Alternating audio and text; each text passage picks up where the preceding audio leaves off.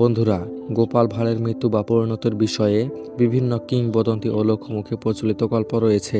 কিছু গল্প বলছে যে তাকে হত্যা করা হয়েছে, আবার অন্য গল্পে বলা হয়েছে তাকে মৃত্যুদণ্ড দেওয়া হয়েছে কিংবা তার উপস্থিতি হঠাৎ হারিয়ে গেল। এই সব তথ্য মূলত উপেক্ষান ও লোকধারণার ভিত্তিতে গড়ে উঠেছে এবং ঐতিহাসিক দলিল প্রমাণ খুবই কম। চলুন জানি বিস্তারিত। গোপাল ভাঁড় 18শো শতাব্দীর একজন জনপ্রিয় হাস্যরস ছিলেন, যিনি রাজা কৃষ্ণচন্দ্রের রাজসভায় কাজ করতেন। তবে তার আসল জন্ম ও বংশানুক্রমিক তথ্য সবরূপে সুপ্রামাণিক নয়। গোপালের মৃত্যুর যে কোনো সরকারি দলিল বা ঐতিহাসিক সাক্ষ্য প্রমাণ আজ অবধি পাওয়া যায়নি। এক ধারা আছে যে গোপালকে মৃত্যুদণ্ড দেওয়া হয়েছে, রাজা নিজেই এই সিদ্ধান্ত নিয়েছিলেন। কিছু লোকমুখে প্রচলিত গল্প অনুযায়ী গোপাল ভাঁড় রাজা কৃষ্ণচন্দ্রের বিরুদ্ধে কোনো ষড়যন্ত্র বা অনুগত অবলম্বনের অভিযোগে অভিযুক্ত হয়েছিলেন। এমনও বলা হয় রাজা কৃষ্ণচন্দ্রই গোপালকে হত্যা করেছিলেন। পশ্চিমবঙ্গের এক মন্ত্রী উজ্জ্বল বিশ্বাস দাবি করেছেন যে গোপালকে খুন করা হয়েছে কারণ গোপাল ব্রিটিশ বিরোধিতা করতেন। তবে এ ধরনের দাবির পক্ষে কোনো ঐতিহাসিক দলিল উপস্থাপন করা হয়নি।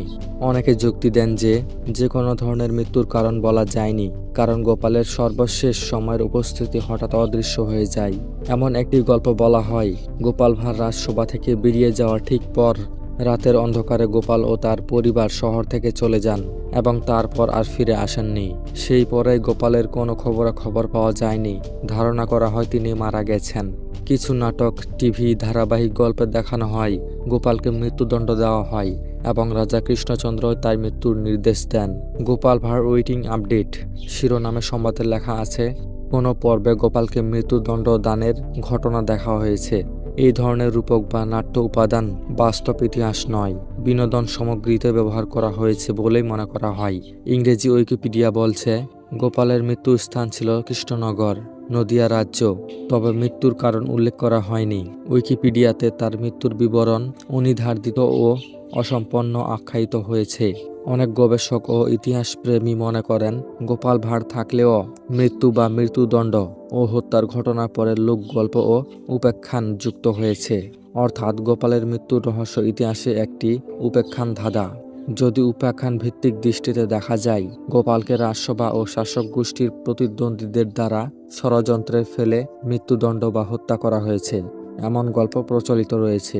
আবার অন্য গল্প বলে গোপাল নিজেই রাজসভায় ত্যাগ করেছিলেন এবং নৈপুণ্যবশত তার মৃত্যু ক্রমান্বয়ে ঘটে গিয়েছিল কোনো তুচ্ছ রোগে। কিন্তু সেই ধরনের ধারণা প্রক্ষেপ কোনো উৎস বা প্রমাণ সমৃদ্ধি পাওয়া যায়নি। যেহেতু গোপালের নাম প্রথম সাহিত্য ও রূপকথায় উল্লেখ পাওয়া যায় 19 শতকে, বাস্তব ইতিহাসের আগে তিনি প্রচলিতভাবে উপেক্ষানে প্রবেশ করেছেন।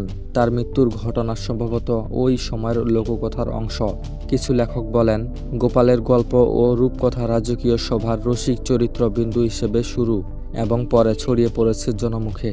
এই প্রক্রিয়ার মৃত্যুর রহস্য ও বিবরণ টিকে গেছে জনমুখের গল্পের আকারে, নাট্য, অ্যানিমেশন ও ছোট গল্পে।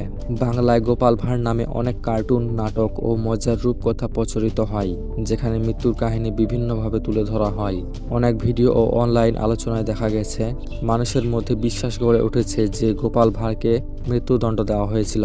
তবে ইতিহাসবিদরা এই ধরনের সত্যতা দাবি থেকে সচেতন থাকেন যে তা প্রমাণ সাপেক্ষে।